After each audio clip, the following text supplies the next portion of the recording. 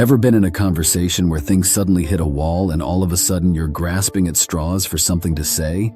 The awkward silence creeps in, and it feels like every second is dragging on forever, with your mind racing but coming up blank. It used to happen to me all the time, and let me tell you, it's not a great feeling, especially when you have anxiety like I used to. These moments can feel like you're sinking into quicksand. But over time, I discovered 3 simple ways to break free from those uncomfortable situations. And not only did they help me escape awkwardness, but they also helped me actually enjoy conversations. I'm going to share them with you, and I promise they work wonders, even when it seems like there's no saving the moment. Picture this. You're at a new job, school, or maybe just a social gathering, and you find yourself standing next to someone you barely know. You've exchanged names, but now what? Before I even tried to fix the awkwardness, I had to teach myself to get comfortable with it. That quiet moment, it's not the end of the world. I realized silence isn't something to fear. It's more like a blank canvas waiting to be filled. And here's the kicker. When I look back at these moments, the times I was embarrassed are crystal clear, but those awkward silences, they barely left a mark. It's almost like they never happened. Life's too short to sweat those little gaps in conversation. Of course, though, there were times when conversations still felt dry. I found myself stuck in plenty of boring chats, and I realized I needed to do something about it. That's when I started experimenting with a few techniques, and they completely changed the way I handled conversations. I want to share 3 of those with you today. First up, what if I told you that even when you think a conversation has run its course, there's still a lot left to uncover? It might sound far-fetched, but people rarely ever say the full story. They give you just a slice of the pie, and believe me, there's always more beneath the surface if you know how to dig for it. Think of it like being a detective. When you listen, don't just hear the words, but notice what's left unsaid. It's like watching a movie where half the plot is implied. And this brings us to the key, active listening. Not just nodding your head and pretending to care, but actually tuning in with intention. Here's an example.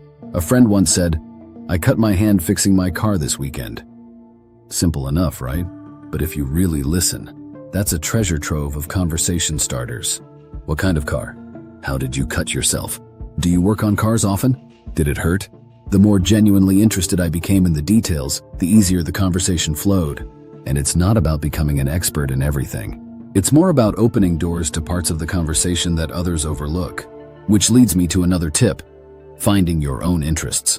The best way to be interesting in a conversation is to have things you're genuinely excited to talk about. Before, I used to stress about having cool things to say. Now I just focus on what makes me curious. Whether it's sports, hiking, or something like human psychology, diving into what fascinates you makes you stand out in any conversation. And guess what? Your excitement becomes contagious. Now, let's touch on one of the biggest myths about conversations, the idea of a stupid question.